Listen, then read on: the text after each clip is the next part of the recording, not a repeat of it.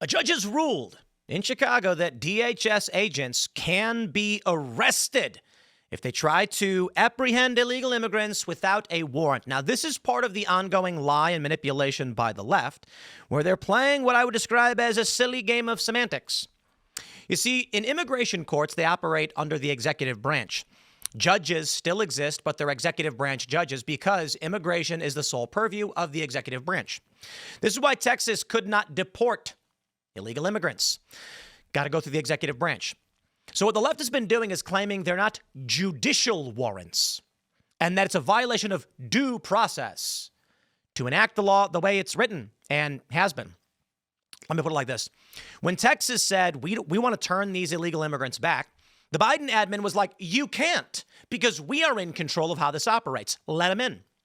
When the Trump admin says we are in control, just like Biden was, and we want to deport people, they said, you can't. Not unless you get a judicial warrant, which is different from executive immigration warrants. So now this judge is basically saying that if these ICE guys try to arrest illegal immigrants, they can be arrested. And whether or not they will be, I would argue, yeah, probably, because they already arrested the guy who became president and they want to put him in prison. What makes you think they wouldn't go after just a single federal agent? So it's getting pretty crazy out there, but Trump does still have some victories. A federal court has ruled Trump actually can deploy the National Guard in Portland. Illinois is another question, but this was accurately predicted by a friend of the show, Will Chamberlain, when he said the ruling was wrong. The judges blocking President Trump from deploying these National Guard are wrong, and it's going to get overturned on appeal. And he was correct. Now, we'll see where this goes. If it eventually makes its way to the Supreme Court, we don't know.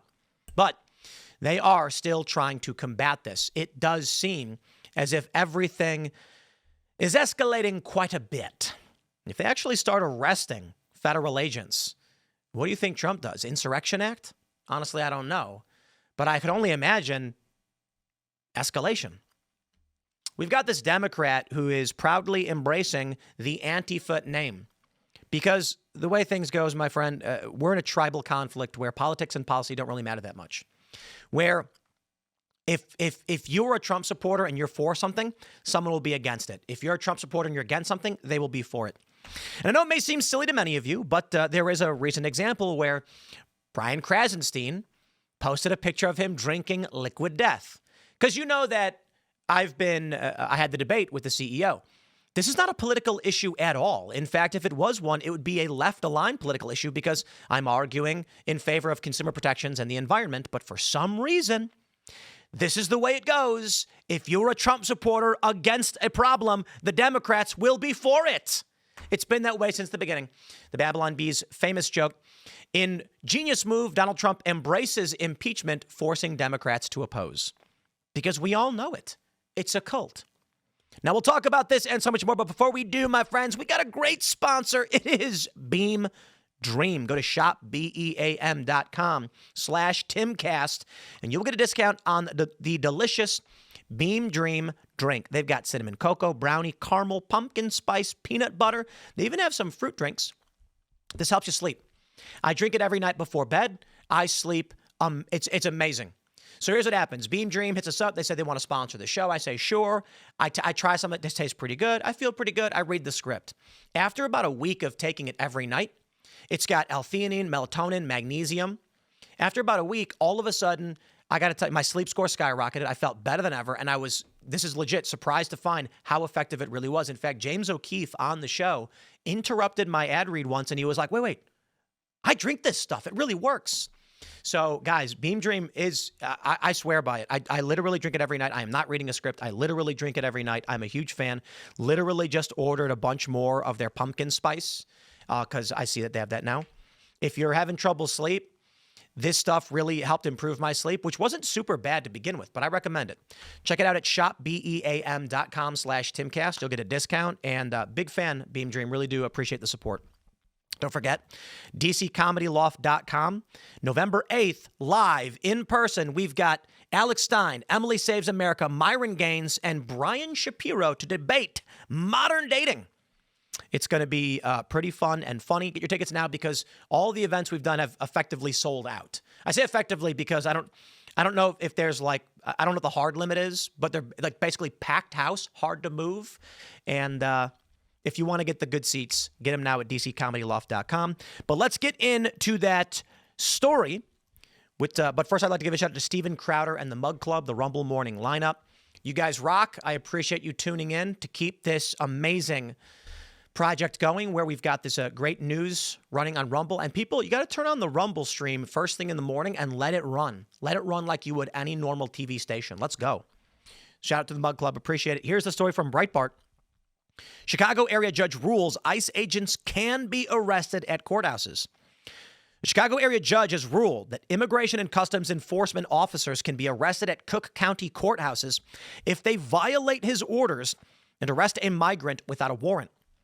U.S. District Judge Jeffrey Cummings ordered that ICE officers be barred from arresting migrants at courthouses if they don't have a warrant. He also ordered that federal law enforcement can be arrested if they violate his orders. I would just like to stress, this is an egregious overreach, and it's insane. The judge's order aimed to prevent what are called collateral arrests of people whom ICE officers discover are illegal on the spot. These are migrants that ICE agents come across by happenstance while looking for someone they have a warrant to apprehend. Cummings stated that courthouses must be places where witnesses and suspects feel safe. The fair administration of justice requires that courts remain open and accessible, and that litigants and witnesses may appear without fear of civil arrest. Imagine there's a murderer. And let's say they're like, we got a murder trial here. We're going to bring in a witness. And that witness shows up dripping with blood and carrying a head. And you're like, it appears this man may have murdered somebody. I would like to arrest him. Hold on there, says the judge. Witnesses need to feel safe when they show up. Now, of course, I'm choosing an obvious hyperbolic example. Someone carrying a decapitated head around is a bit extreme. The point is, when you discover someone is in the process of committing a crime, you arrest them. So if they go to a courthouse and find that there are people here illegally, which is, 8 USC 1324. Let me see if I can get this one. 8 USC Justice Manual. I have it default. 1324, related to aliens, indeed. So it's an offense for any person who entered or remains in the United States in violation of the law. It's an ongoing. It's an ongoing criminal. Yeah, it's illegal. Okay, there you go. Actually, I don't know if it would be 1324 because the judge would be in violation of that for protecting, aiding, abetting, or encouraging or inducing. But yeah, they're actively committing a crime. We voted for Trump to send these people home. That's all. That's it.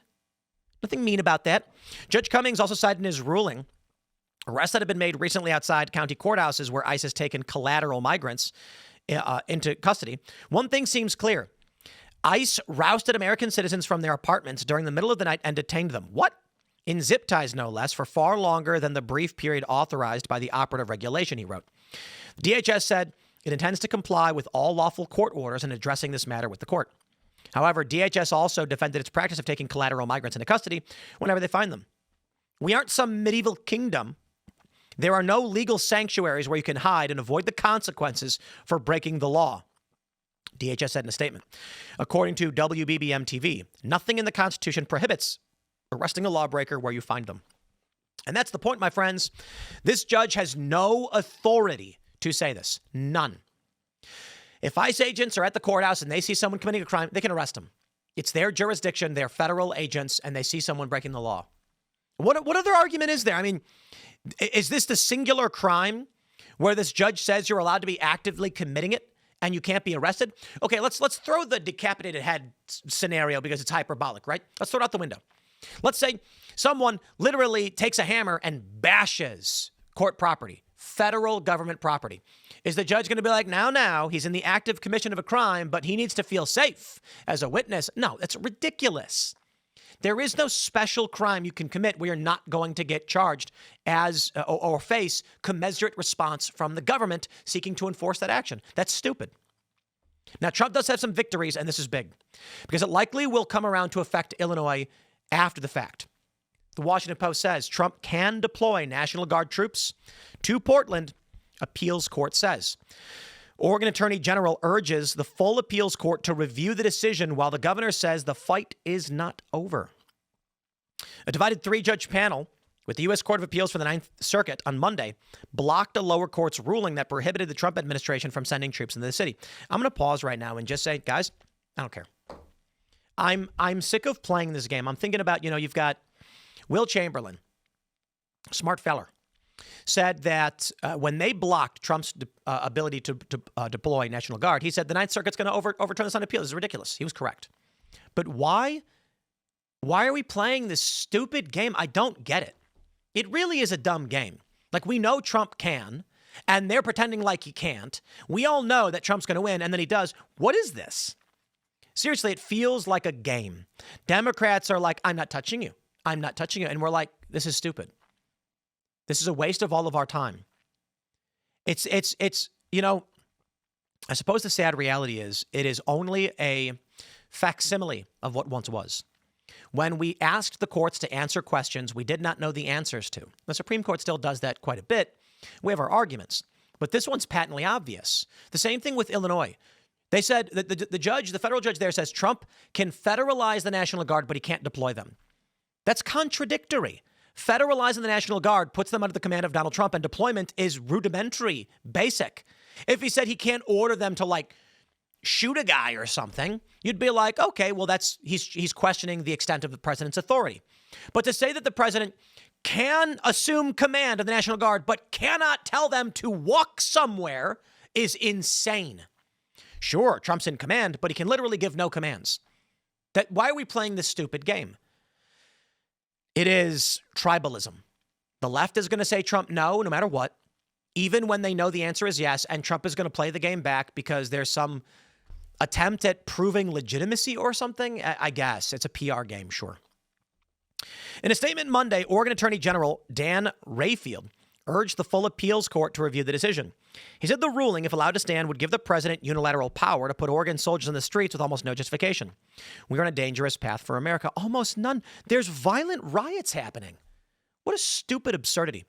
In a news conference Monday, Governor Tina Kotek said that a move to deploy troops to Portland represented a gross un-American abuse of power.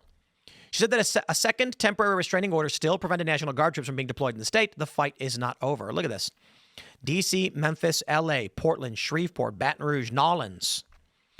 In the order released Monday afternoon, a 2-1 majority on the panel said it was likely that Trump acted lawfully in federalizing the National Guard during protests in Portland over immigration enforcement. The order said the judge who blocked Trump from deploying those troops there accorded no defense to the president's determination that he could not execute federal laws with regular forces. Trump's statements about deploying troops have prompted intense opposition from many state and local leaders. This we understand, my friends. I introduce you to what's called the protective principle. Long-standing precedent that the president can deploy military or National Guard, for the purpose of protecting federal property. That's not law enforcement. The argument was this. Question, can Trump federalize National Guard? The answer, yes. He has plenary powers to do so. That doesn't mean he can make up fake reasons. It means under the traditional auspices of government. It means when Trump has law enforcement or executive branch duties, he can do this. He can't federalize the National Guard to work on a private business or to juggle bananas. There's limits to what is actually considered to be legal. Trump can. So the question is, if that is the case, can Trump then deploy National Guard or military who are already under his purview? The answer is yes, of course. They just can't enforce domestic law. That's posse comitatus. However, if in the course of their standard non-law enforcement deployment, they face a threat, they are allowed to defend themselves. Thus created the protective principle. The military can be deployed to federal buildings, and if violent extremists attack them, they can respond and defend themselves, which includes detainment. They're not going to arrest the individuals. They turn them over to federal law enforcement to do so. They are now arguing this doesn't exist, and that's fine. It's not been challenged in the Supreme Court as far as I understand, and so it could be. But the argument that Trump can't deploy the National Guard is an absurdity. He absolutely can. On Monday, California filed an amicus brief opposing Trump's efforts in that case. In the filing, California said federalized members of a state National Guard had been deployed to Illinois. California also said it has a substantial interest in the outcome. This we get. Now, I'll tell you this, my friends, we'll see. But there's only one question here. Is this a legitimate exercise of force? Well, take a look at this. Democrat Senate candidate embraced Antifa super soldier label. Yeah. This is a Maine Democratic Senate candidate backed by Bernie. He wrote in 2020 that he had an Antifa super soldier label on his armor, according to an archived post reviewed by Axios. He's running to unseat Susan Collins. She's awful. I mean, she's probably going to lose because she's awful. In an October 2020 post on Reddit, Plattner complimented a business and noted this Antifa super soldier label on his armor, likely a reference to tactical gear, like used in the military. He said, keep it the good fight. Republicans could use Plattner's comments about Antifa, shorthand on the left for anti-fascist. That's a misleading statement. Antifa has become a proper noun to attack him in a general election. Sure. The point is, whatever they are, we aren't. Whatever we are, they aren't. That's the name of the game. Take a look at this story. Part of White House is reduced to rubble. Trump's ballroom will rise in its place. Liberals are apoplectic. Donald Trump is tearing down parts of the White House to build a ballroom. So what? It has been done by numerous presidents throughout history. They've expanded and altered the White House. The creation of the Oval Office, the creation of the West Wing, et cetera, et cetera. Trump is saying, let's put in a ballroom. Sounds like a great idea. I mean, actually, you want a place where you can entertain foreign dignitaries, princes, kings, politicians, prime ministers, or otherwise, and you want to create a space by which you can have formal gatherings with large groups of people. That sounds wonderful. A ballroom is the restoration of decorum. And I'm the one who criticized Trump in the past of lacking decorum. I actually think this is a great representation of honor, integrity, and nobility of the American people, which could be anyone who rises to the ranks and wins that election. It's beautiful, isn't it? They're acting like it's the apocalypse. Why? If Trump does it, it's bad. Period. This is where we are. Let me walk you through some of these realities. Violent symbolism. Threats steal the show at nationwide No Kings protest. You saw it all. We've talked about it. You've got this lady pointing to her neck and saying, bang, bang. Gloating, not just celebrating, gloating that they murdered Charlie Kirk. Why would you do that? You know, Fetterman came out with a great statement. He's a Democrat, and he's consistently tried to play this game. He votes poorly, but he always says, guys, stop. He's like, I got friends who voted for Trump. They're not Nazis. They're not fascists. This is crazy. I praise the man. We can disagree. You can vote like a lunatic. But when we have a conversation about what we disagree on, that's the point. Now, don't get me wrong. I think his voting pattern is bad. But if he's going to sit down and have a conversation and say, you're not a Nazi, I get it, and turn the volume down, I respect it. We should all strive to be like Fetterman. Instead, this is what we get. It's not just this. Take a look at this. You may have seen this before. I'm sure you did. But in the context of immigration, I think we should play it. You got to grab a gun. We got to turn around the guns on this fascist system. These ICE agents got to get shot and wiped out. All right, today we're going to talk about... Yeah, we get it. The joke about effing going to find out. Homeland Security said, during the Chicago No Kings rally this previous weekend, violent rioters called for the cold-blooded murder of ICE agents. This rioter and his statements have been referred to the DOJ. Yeah, he's going to prison. I mean, this is direct incitement to violence. This is sedition. This is insurrection. There is no place in America for psychotic incitements of unlawful violence against ICE or CBP. To those who threaten violence against us, we will hunt you down, we will find you, and justice will be served. I'll now play the back portion from DHS where they make their joke. Shot and wiped out. All right, today we're going to talk about how we can find out and how much we can find out. The more you f*** around, the more you're going to find out. They got the craziest meme team over there.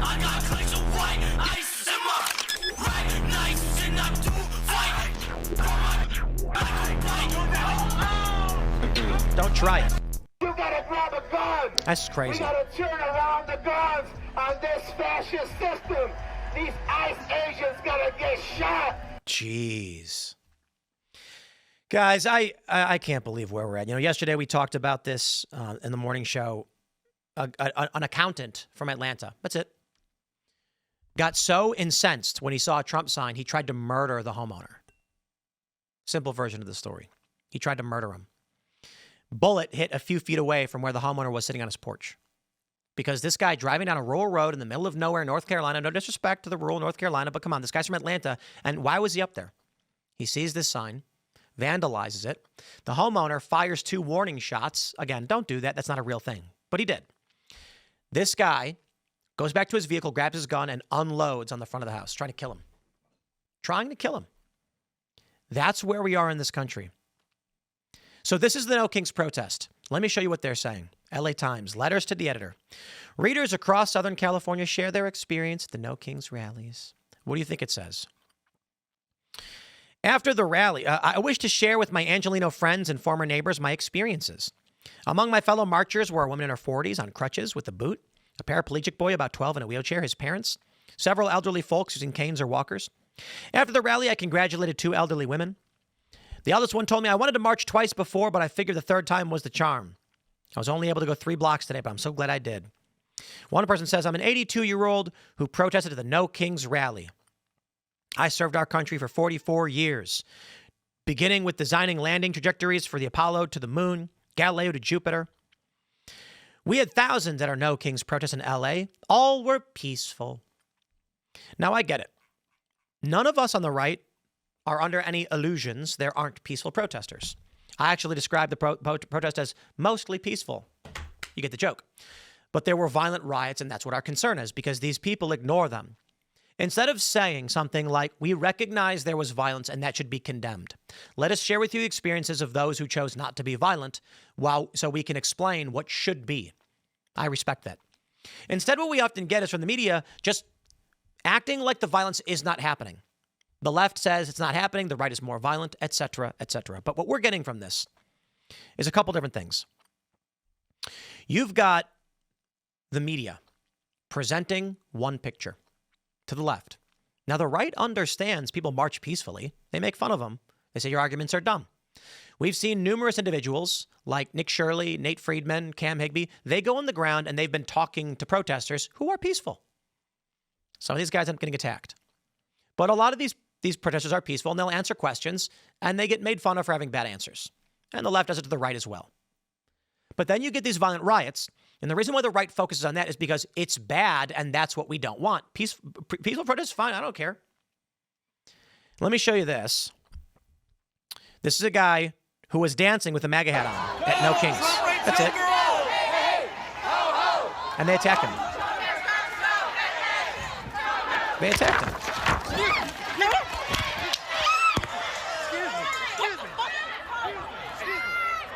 Why? I got it. Let me just show you again what he was doing. He's not talking to anybody. He's minding his own business, wearing a MAGA hat. He puts his camera down.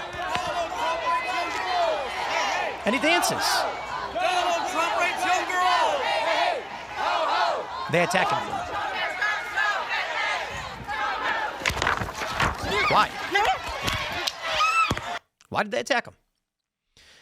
This is political bifurcation, and there's actually a really great tweet, which I want to highlight. Not this one. I think it might be here because it makes no sense. This is a picture of Brian Krasenstein. I think it's Brian, right? Drinking liquid death. Now, some of you have no idea what this means, and some of you do. Now, I know a lot of you don't really care all that much about the liquid death thing that's going on. You know, my issues with the company and the CEO's losing his mind. But I'll give you the quick gist, and I'll explain this first. So I've taken issue with liquid death for some time because they say on their cans, death to plastic, but the can is effectively a plastic bottle wrapped in aluminum. Now, don't get me wrong, they use less plastic than water bottles, but I basically said you can't say death to plastic and infinitely recyclable and then sell people a plastic product they don't know they're buying. That's deceptive. This resulted in a debate, and now the CEO won't stop tweeting at me, and there's like a flame war on X, and I think it's funny. Liquid Death is a company that uses satanic imagery in their marketing. They had a witch doctor curse their water supply. They've done campaigns where they tell people to sell your soul for a free can of water, and they've got to buy it back or something like that. And it's silly marketing, but a lot of Christians have been offended by it and stopped purchasing the product. Brian Krasenstein posted a photo, most likely drinking Liquid Death, saying, I love Liquid Death, in response to the fact that I and many others took issue with the fact that they were deceiving their customers. The CEO admitted that he had a portion of his customer base. Some people have told me, what did he say on the show? It was like 20%. It was so small. They genuinely thought they were buying a plastic-free product. Okay, so this is the point. Again, I understand some of you are like, we don't care about canned or bottled water or whatever. The point is this. My beef with Liquid Death, while inane and stupid, whatever you guys think, is about deceptive marketing, consumer protections, charitable contributions, lies about other products to benefit their brand and make money, to profit, to trick people into paying a premium. It is consumer protection and environmentalism. Why would Brian Krasenstein side with a company that is accused of lying to people for profit while producing plastics and pollution? Why isn't he on my side? He agrees with this, right? It doesn't matter. Brian is against whatever I am for, and he is for whatever I am against. So it doesn't matter what the actual debate over Liquid Death is. It doesn't matter if I'm right or wrong. What matters is Tim Pool criticized Liquid Death, so the liberals have to be for it. I have never criticized Liquid Death over their satanic images. I actually think it's a silly marketing campaign. Christians have taken issue with it. And I've pointed that out. I literally tweeted, it's a silly marketing campaign. I don't think anyone's really offended by it. In fact, we had this conversation in our debate. And he said, it's a minor amount of people that are concerned about our marketing gimmicks. And I'm like, yeah, I don't really care about that. I mean, I'm not a fan, but whatever. It doesn't mean anything. Now, if the Krasensteins or the liberals are going to be like, we want to support them because they're anti-Christian, okay, it's tribalism, right? Now, of course, he may just say, I have no idea what you're talking about. I said, come on. The press right now around Liquid Death, the incessant tweets, is the beef that I've been having with the guy. I think it's reasonable to conclude he's posting this simply to be tribally antagonistic. I give this example because it's the stupidest. I understand many of you are saying, who cares? That's dumb. That's the point. Why does he care enough to make a post like this? So what you end up seeing is you, a Trump supporter, conservative, libertarian, or otherwise, or even disaffected liberal, can literally come out and say something like, I'm pro-choice. I just think there should be some limits. And these people will attack you for it. That's how we've gotten to this degree of insanity. A great example, of course, is when we had Matt Binder on, a progressive. Seamus Coughlin. Seamus Coughlin, anti-abortion, 100%. Tim Pool, it's hard to describe. I would say traditional pro-choice, right? There's got to be limitations within a certain amount of weeks. But I have concerns about medical decisions being made by courts and the amount of time it requires. I think abortion is wrong as contraception. Termination of pregnancy for a legitimate medical reason, I don't think should go through writ of judge. It's a challenge. No easy answer.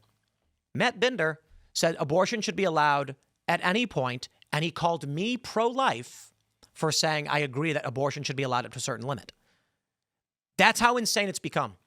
The real argument is everyone thinks abortion as contraception is actually wrong, but the left just says whatever the right is for, we're against. Whatever they're against, we're for. That's how insane things have become. Now, with these threats to kill ICE agents, we're going to be joined, I believe we have Tom Homan, who is gearing up to join us. He is set and ready. We'll be joining Tom Homan, who's the expert on these things. And I got a lot of questions for him because we're looking at courts saying they're going to arrest him, threats to arrest him in various jurisdictions. I want to get his take on all of this and his thoughts of where this country goes, considering we're seeing an escalation and threats against these agents and officers. So, my friends, smash the like button, share the show with everyone you know. Join our Discord community because unity is our strength. Timcast.com, click join us, get involved. The interview will be up at 4 p.m. at rumble.com/theculturewar or youtube.com/Timcast at 4 p.m. for those that are watching the recorded version of this segment. For everyone else watching live, it'll be coming up in just a second. Stick around, stay tuned, and we'll see you all then.